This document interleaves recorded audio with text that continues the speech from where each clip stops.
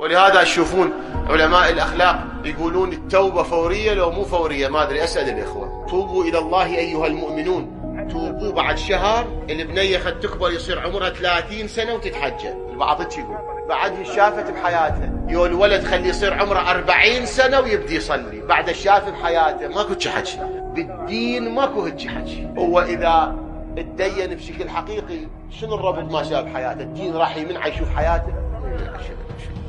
صلاته يصليها، صلاته ايش قد تاخذ من وقته؟ ما تاخذ الشيء الكثير من وقته. صوم عنده شهر رمضان سنة كاملة، وهم ما يأثر على عمله ولا يأثر على سفره ولا يأثر على كل شيء. وهكذا بقية الأحكام الشرعية وغيرها ما تأثر على حياة الإنسان وعلى سفر الإنسان وعلى عمل الإنسان، تجارة الإنسان، أبدا ما تأثر. فيشوف حياته. شنو يشوف حياته؟ الدين ما مانعه من يصير متدين يبقى هم يشوف حياته. شنو المشكلة يعني؟